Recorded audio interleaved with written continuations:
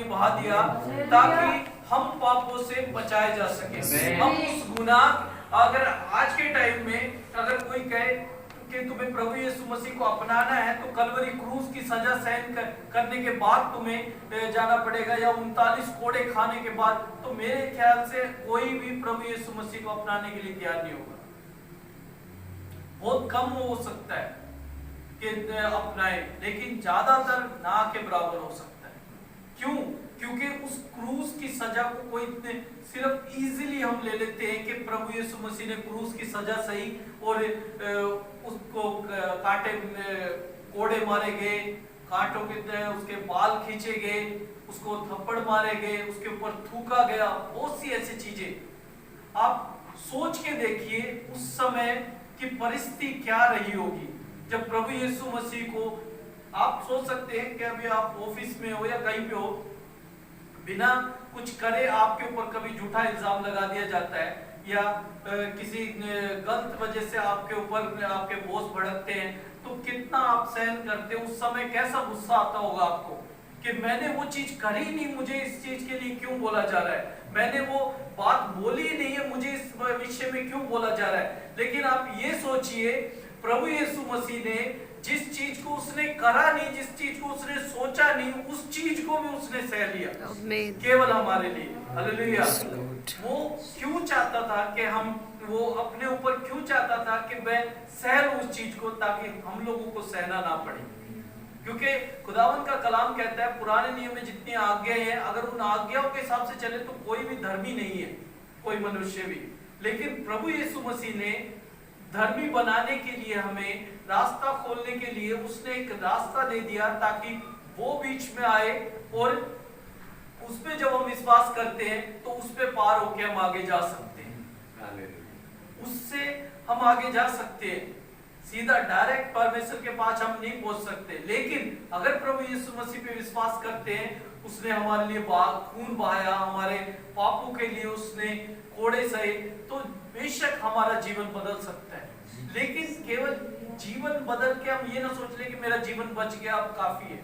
मेरे अजीजों, जब तक हम इस पृथ्वी पे जिंदा है तब तक हमारी जो दौड़ है और जो हमारा युद्ध है तब तक चलता रहेगा। ये रोज युद्ध है, हमारा रोज का युद्ध है। ये नहीं कि हमने बपतिस्मा प्रभु यीशु मसीह में हमने कलाम पढ़ा, अपने जीवन को प्रभु यीशु मसीह से अपनाया, और उसके बाद अनुग्रह पाया, उसके बाद पवित्र आत्मा पाई, और उसके बाद पवित्र आत्मा द्वारा क्या नाम है ये बपतिस्मा पाया। तो इसका मतलब ये नहीं कि हमारी लाइफ पूरी होगी, अब मैं मसीह में हो गया, ये काफी नहीं, ये तो एक सीढ़ी है। लेकिन रोज की लड़ाई हमें लड़नी है शैतान से।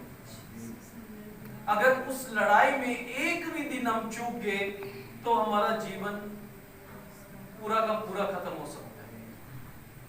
प्रभु चाहता है हमारा एक भी दिन खत्म ना हो।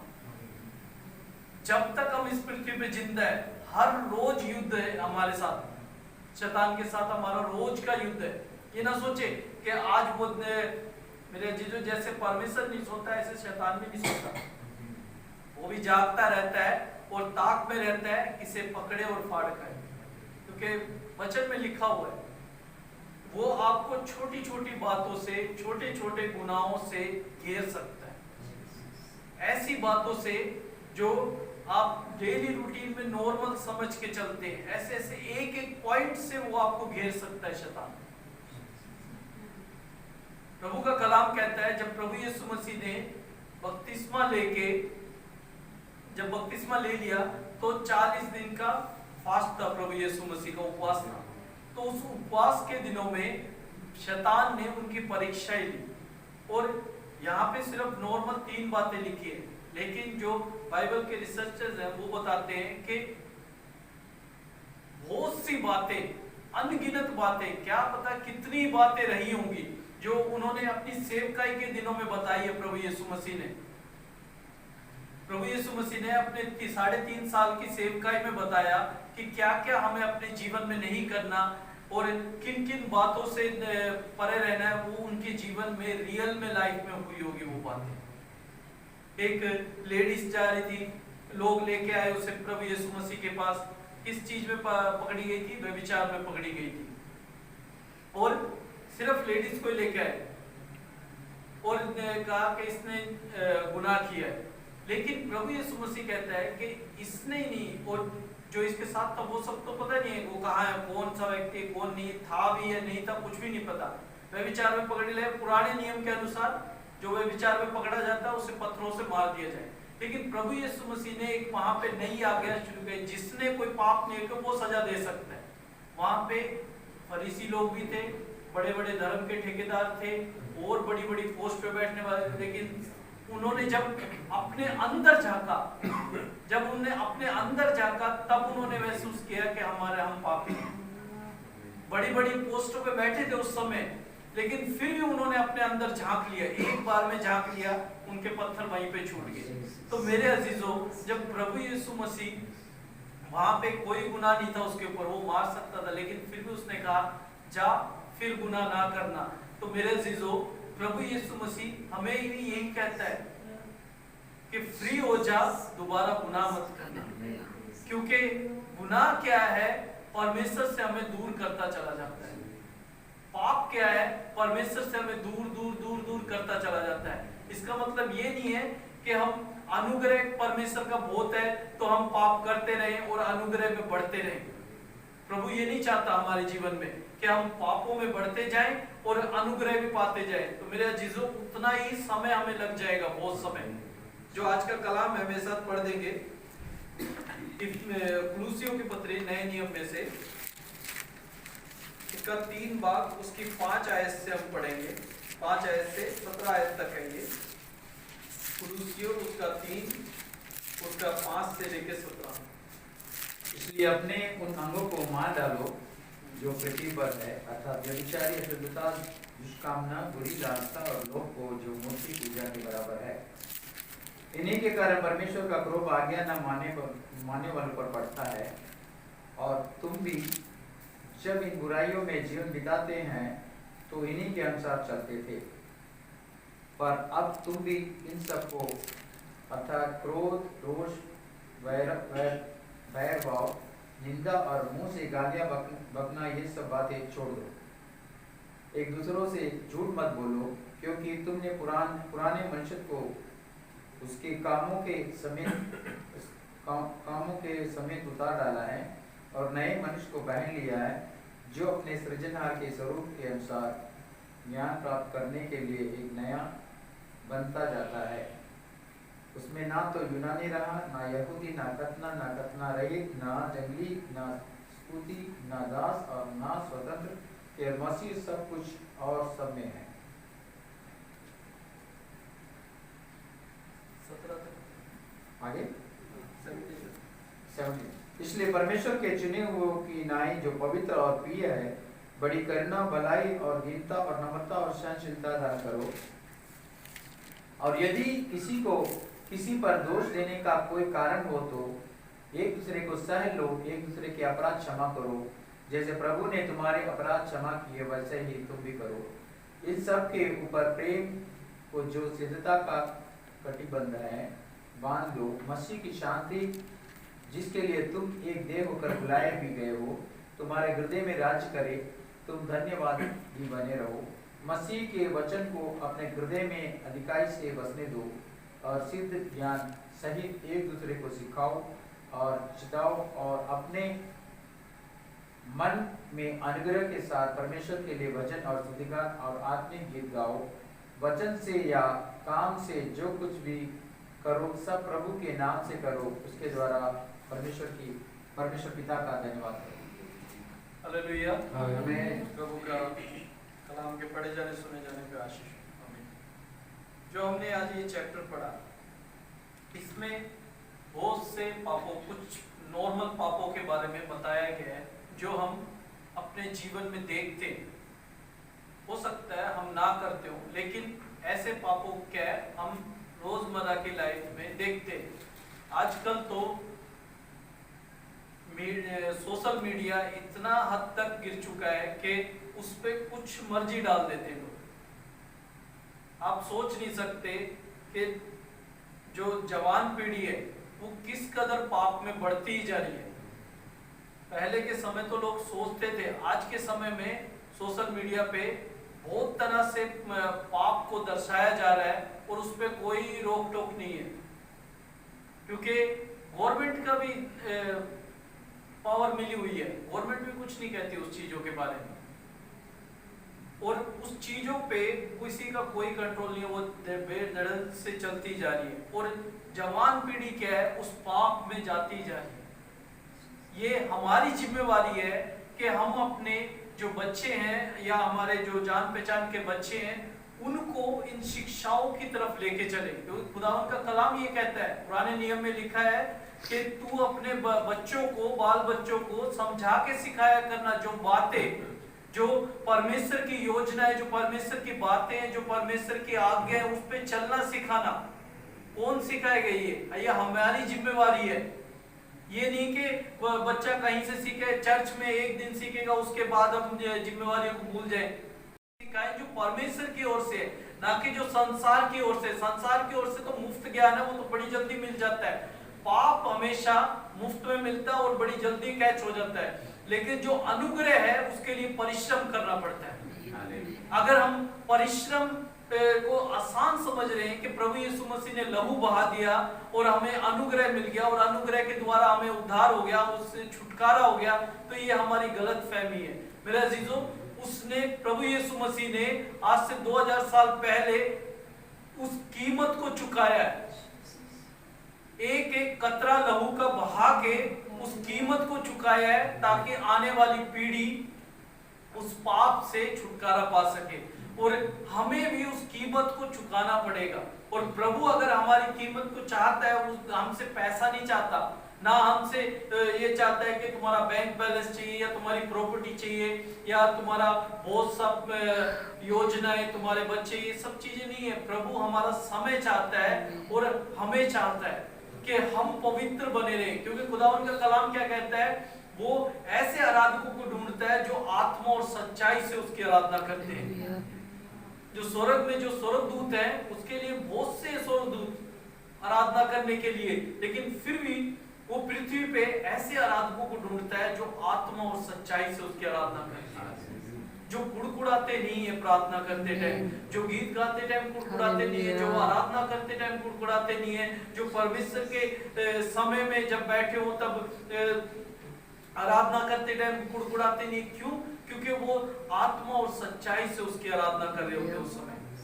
अगर उस समय हम कुड़कुड़ा रहे हैं, तो मेरे अजीजों, स्वर्ग में जहां जाना चाहते हैं हम, एक्चुअली जहाँ जाना चाहते हैं वहां पे कैसे करेंगे जब वहां 24 घंटे वही चीज है। आमीन। यहाँ 10 मिनट, 15 मिनट, 1 घंटा, 2 घंटे में हम सोच लेते कब खत्म होएगा चर्च या कब कन्वेंशन खत्म होएगा, इस संसार के लिए लेके चलते हैं। और वहां पे जहाँ पे जाना चाहते हैं वहां तो ना तो पानी को पीता है कोई, ठीक है, ना कोई रोटी है, ना कोई खाना वगैरह, ये सब तो चीजें है ही नहीं, क्योंकि आत्मा है। और आत्मा 24 घंटे वही चीज परमेश्वर की आराधना ही करती है। सारा दिन 24 घंटे उठना, सोना नहीं है, उठना, सभी जगह ही हुई है वहां पे। तो वहां पे क्या करेंगे हम? यहाँ पे इतना ढीले पड़ जाते हैं हम, यहाँ पे इतना सोचने लग जाते हैं। तो मेरे अजीजों, तभी खुदावन का कलाम कहता है सोते रहें और जागते रहें, उस सभी चीजों में हम परमेश्वर की आराधना करते रहें। चाहे हम सो रहे हो या जाग रहे हो, तब भी हमारा माइंड क्या है? परमेश्वर के लिए होना चाहिए, ना कि शैतान के लिए। क्योंकि शैतान क्या है, जो हमने आज ये कलाम में पढ़ा है, ऐसी बातें हमारे माइंड में बो के चला जाता है। जब हम संसार में होते हैं, जब हम चर्च से जाते हैं, थोड़े समय बाद या थोड़े टाइम बाद या अगले दिन संसार की बातें एक एक करके हमारे जीवन में आती है। तो उस समय मेरे अजीजों, हमें सतर्क रहना है कि संसार की बातें हमारे जीवन में आके बीज ना बोने पाए।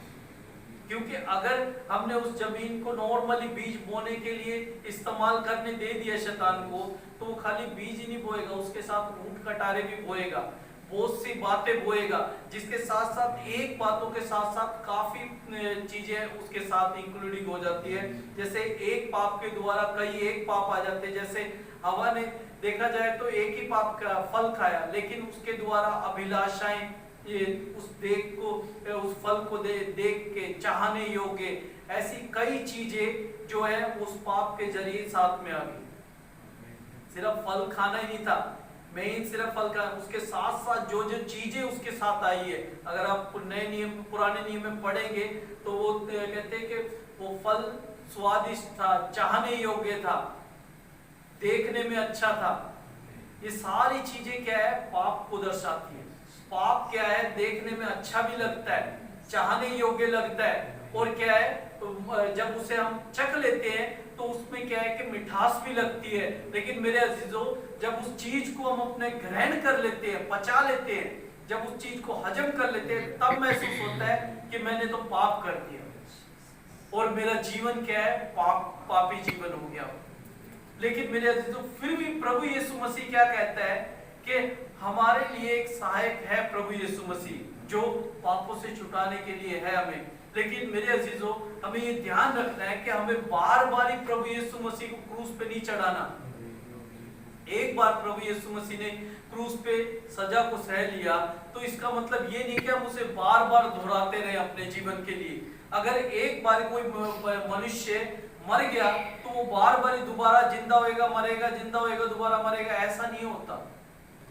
आपने देखा भी होगा संसार में जितने मनुष्य मर जाते हैं तो वो एक ही बार मर जाते हैं, दोबारा जिंदा नहीं होते। बहुत से लोग कहते हैं कि हमारा पितृ बन के आ गया जी, हमारे दादा थे, परदादा थे, दादी थी, वो सब बातें व्यर्थ की बातें। परमेश्वर ने जब एक बार ही पैदा कर दिया तो वो आत्मा अलग से उसके लिए होगी, वहां पे फिक्स हो गया कि उसका न्याय होगा। बाइबल में 2 मनुष्य के बारे में लिखा हुआ है, उनका न्याय नहीं हुआ और उनकी मृत्यु भी नहीं आई। हनोक के बारे में और एलिया के बारे में लिखा हुआ है, लेकिन ये नहीं लिखा कि सबके बारे में डिटेल नहीं लिख रखी कि सबका न्याय नहीं हुआ, सबके सब दोबारा आएंगे, ये सब नहीं लिखा। 2 मनुष्य के बारे में लिखा हुआ है। इसका मतलब ये हम ना सोचे कि हम मरेंगे और कई पीढ़ी के बाद दोबारा आ जाएंगे, ये सब बातें नहीं है। क्योंकि मनुष्य का एक बार पैदा होना और मरना और उसके बाद न्याय का होना अवश्य है। तो मेरे अजीजों, जब ये आज का जो कलाम है इसमें जब हमने पढ़ा, कुछ बातें हमें ध्यान से रखनी है, इसमें ध्यान देने वाली बातें 12 अध्याय में लिखा है। इसलिए परमेश्वर के चुने हुए के समान जो पवित्र और प्रिय हैं, बड़ी करुणा और भलाई और दीनता और नम्रता और सहनशीलता धारण करो। हालेलुया। सहनशीलता को धारण करना, हमने नम्रता को धारण करना है। उसके बाद 13 बाद में, और यदि किसी को किसी बात पर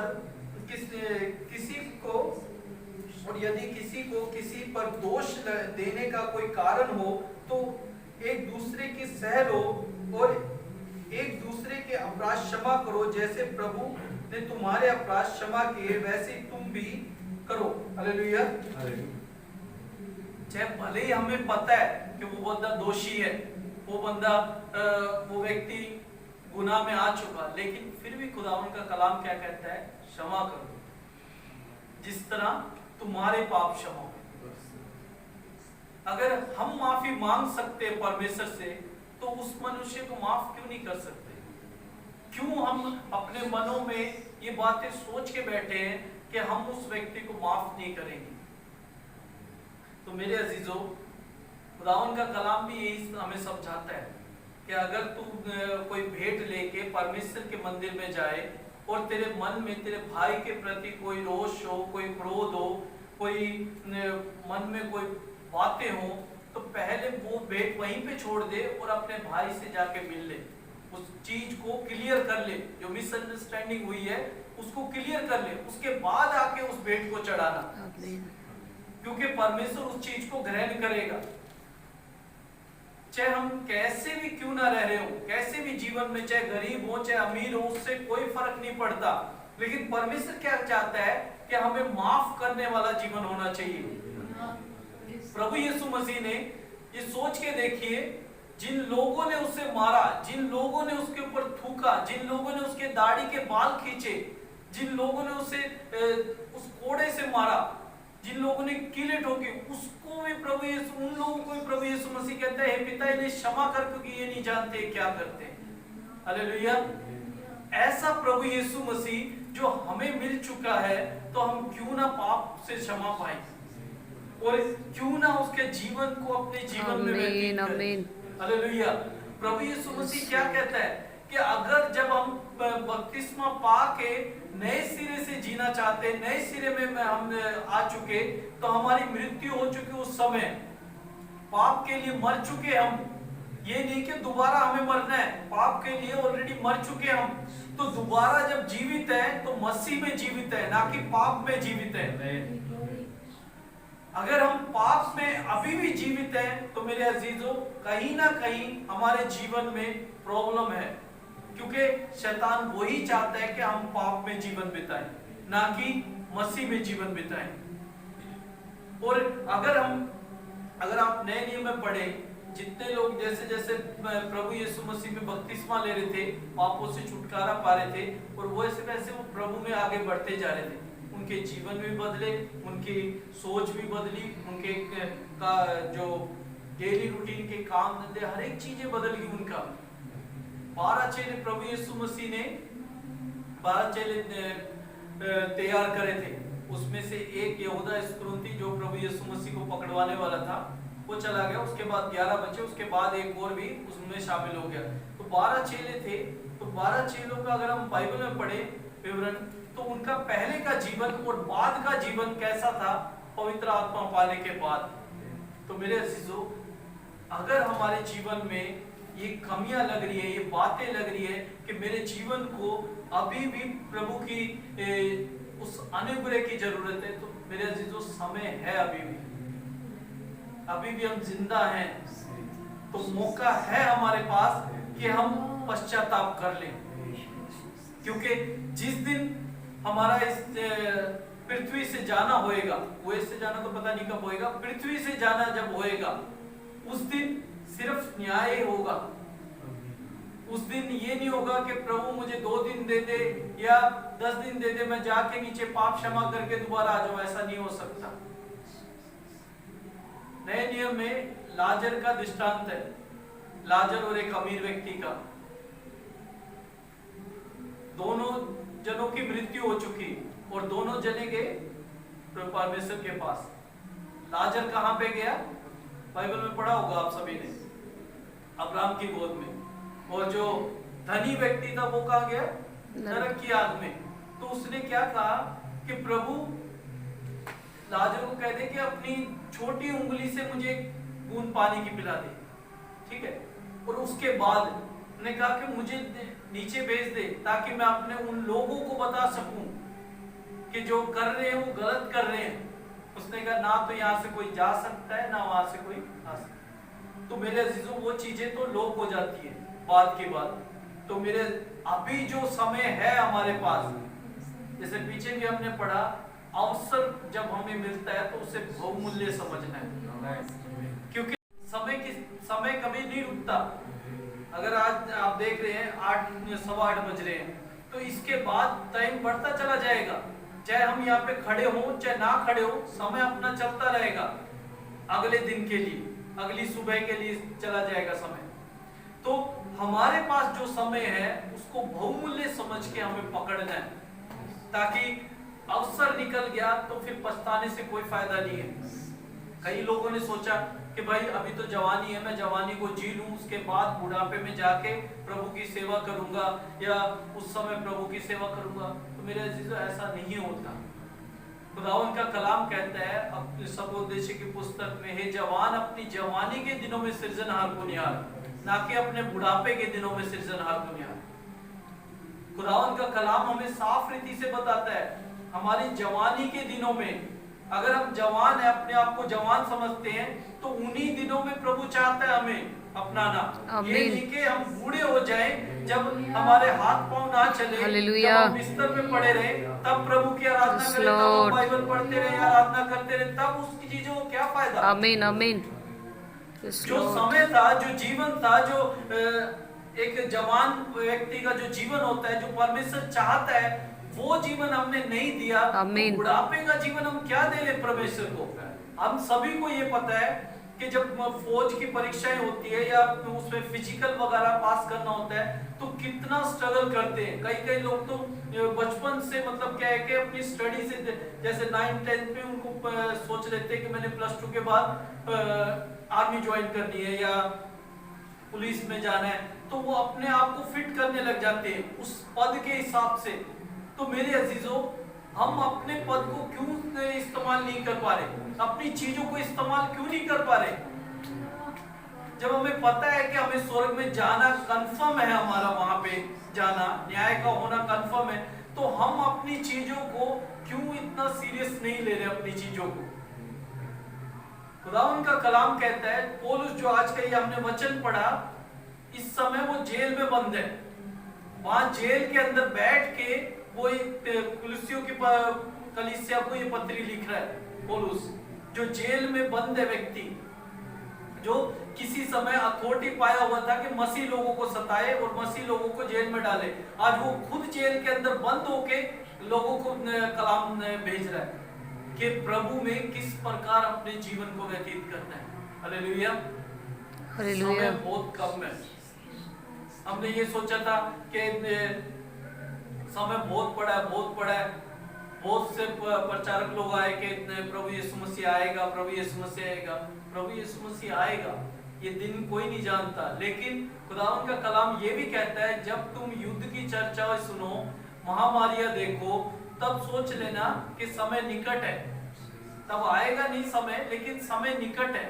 और वो समय कौन कब आ जाएगा ये नहीं पता लगता, लेकिन वो समय निकट है।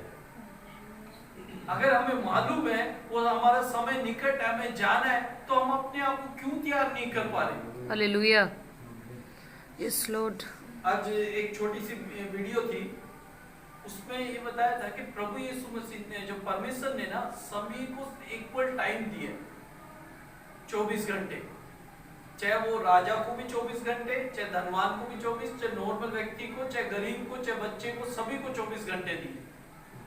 उन 24 घंटों में परमेश्वर हमसे भी कुछ ना कुछ समय चाहता है। हमारा दसवांश या पैसा या बहुत सी चीजें नहीं, परमेश्वर हमारा कीमती समय चाहता है। आमीन आमीन। कि उस 24 घंटे में हम कितना समय परमेश्वर के साथ बिताते हैं। जब स्वर्ग में जाएंगे तो वहां तो पता नहीं कितने कैसा निकल जाएगा समय, हमें नहीं जानते, पता ही नहीं है उस चीजों का। लेकिन यहाँ के जो 24 घंटे हैं हमारे पास, डेली मिलते हैं जो 24 घंटे हमें, आज अगर 12 बजे खत्म हो जाएंगे वो 24 घंटे, तो ये ऐसा नहीं है कि हमें बार बार रिचार्ज करना है। परमेश्वर ने परमानेंटली हमारे जीवन में डाल दिया, 24 घंटे हर एक को मिलेंगे। परमेश्वर पक्षपात नहीं करता। धूप ये नहीं कि गरीब को अमीर को मिलेगी, गरीब को नहीं मिलेगी, ये दुनिया का न्याय है, लेकिन परमेश्वर का न्याय अलग है। परमेश्वर पूरा इक्वल देता है सभी को। अगर अमीर को धूप मिलेगी तो आपको भी धूप मिलेगी, अगर उसे बारिश मिल रही है तो आपको भी बारिश मिलेगी। परमेश्वर इक्वल देता सबको, लेकिन उस इक्वल में से हमें परमेश्वर को कुछ ना कुछ देना है, परमेश्वर के लिए भी कुछ खर्चना है। हालेलुया। हमारा समय, और जब हम अपना समय में बिताते हैं परमेश्वर के साथ, तो मेरे अजीजों हमारा जीवन बदलता है। और जब जीवन बदलता है तो हमें दुनिया की चिंताएं नहीं होती। Yes Lord. और खासकर ये पाप जो है, हम आज पढ़े हमने, इन पापों से हम दूर अपने आप ही चले जाते हैं। ये हमारे आसपास भी नहीं भटकते। फिर जब हम समय बिताते हैं, जब हम समय बिताएंगे परमेश्वर में, तब क्या है, परमेश्वर की सामर्थ हमारे जीवन में काम करने लगती है। और जैसे जैसे हमारे जीवन में सामर्थ काम करने लगती है तो शैतान फिर दूर रहता है। हालेलुया। और अगर हम चाहते हैं कि हमारे जीवन में शैतान हमारे जीवन से, हमारे परिवारों से, हमारे बच्चों से, हमारे खानदानों से दूर रहे, तो मेरे अजीजों हमें तैयार होना पड़ेगा, हमें उठना पड़ेगा उन चीजों के लिए। हमें अपने आप को तैयार करना पड़ेगा कि प्रभु में अपने जीवन को व्यतीत करें, अपने बच्चों को इस चीजों की शिक्षाएं दें कि प्रभु हम रहे ना रहे, क्या पता हम इस संसार में कितने समय पता नहीं, लेकिन आगे वाली पीढ़ी रहेगी, आगे से आगे पीढ़ी चलती जाती है, लेकिन इन शिक्षाओं को, इन बातों को हमें ही सिखाना है कि परमेश्वर की आज्ञा ये कहती है हमें। पुराने नियम में परमेश्वर ने बहुत सी आज्ञा दी थी और परमेश्वर ने उन्हें कहा था तुम याद रखना कि तुम उस जगह पे दास थे, हालेलुया, मिस्र के अंदर दास थे, ये कभी ना भूलना। तुम अपने आने वाली पीढ़ियों को भी ये बताना, जितनी भी पीढ़ियां तुम्हारी आएगी तो उनको भी ये बताना कि तुम दास थे वहां पे, कभी किसी पे अंधेर ना करना। क्योंकि खुदावंत का कलाम ये समझाता है हमें वॉर्न करते चलना, उन आज्ञाओं को, उन बातों को वॉर्न करते चलना, आगे से आगे बताते चलना अपनी पीढ़ी से पीढ़ी को। तो ये किसका कर्तव्य है? ये हमारा ही है कि हम अपनी पीढ़ियों को, आने वाले जनरेशन को ये बताएं कि परमेश्वर की आज्ञा क्या है, परमेश्वर कैसा है, परमेश्वर का प्रेम कैसा है। और परमेश्वर का, खुदावंत का कलाम कहता है चक्के देखो कि यहोवा कैसा भला है। हालेलुया, जब तक हम चखेंगे ही नहीं, तब तक हम अपने बीवी, अपने बच्चों, अपने पति, किसी को भी नहीं बता पाएंगे कि उसका स्वाद कैसा है। जब हम चखेंगे तभी तो उसके स्वाद को बता पाएंगे ना। इजराइलियों ने उस स्वाद को चखा था, तभी उन्होंने बताया कि आगे वाली पीढ़ियों को कि परमेश्वर की आज्ञा मानना ज्यादा जरूरी है। पुराने नियम में जब दास प्रथा होती थी, जब दासों को चुना जाता था पुराने नियम में, उसमें क्या है, क्वालिटियां होती थी दासों की कि कौन सा दास उस चीज को करेगा, कौन सा दास नहीं करेगा। बाइबल में लिखा है कि जुबली का जब समय होता था तब उनको रिहा करना होता था दासों को, और जिन दासों को वो रिहा कर रहे हैं उसके साथ खाली वैसे ही छुछात नहीं रिहा करना, उनको कुछ ना कुछ दे के अपने जानवर, अपना धन संपत्ति, अपने कुछ और चीजें दे के उनको विदा करना है। अगर वो चला जाता है तो अच्छी बात है, अगर वो कहता है ठीक मैं तेरे पास रहूंगा, तो खुदावंत का कलाम क्या कह रहा है, इसमें ज्यादा मेंशन नहीं है, कई चीजें हिडन है, लेकिन बताया गया है कि उस समय क्या होता था, एक छड़ी लेके आते थे, बड़ी छड़ी, और उस दास को अच्छी तरह मारते थे, मारते मारते भगाते थे कि निकल जा हमारे घर से। अगर वो फिर भी नहीं मानता तो भी आता है तो उस दास को लेके अंदर आते थे और क्या करते थे, गरम सरिया, आग में गरम सरिया करा जाता था, और किवाड़ पे, बाइबल में लिखा हुआ है, किवाड़ जो हमारा दरवाजा होता है, दरवाजे का चौखट होता है। आज के टाइम में कई चौखटें छोटी छोटी होती है, पुराने टाइम में अगर जाके देखे तो काफी बड़ी बड़ी चौखटें होती थी। चौखटों के साथ उनका सर भिड़ा के उनके कान के जो छेद होते हैं उसमें क्या करना, गरम सरिया देना, गरम सरिया देना। और उस समय अगर दास चुपचाप उस सरिये को अपने कान में छिदवा लेता है, सुराख हो जाता है सही से, तो वो बेस्ट क्वालिटी का दास है। अगर उस समय वो हिल जाता है या उस जलते हुए सरिये को देख के भाग जाता है तो वो दास नहीं है, वो क्वालिटी का दास नहीं, अच्छी क्वालिटी का। उस दास पे फिर वो पूरा ट्रस्ट करते थे। अब्राहम जो है, अब्राहम ने अपने बेटे के लिए दास को ही भेजा था, अपने सगे संबंधियों को नहीं भेजा था उसका रिश्ता देखने के लिए, अपने बेटे का रिश्ता देखने के लिए एक दास को भेजा था।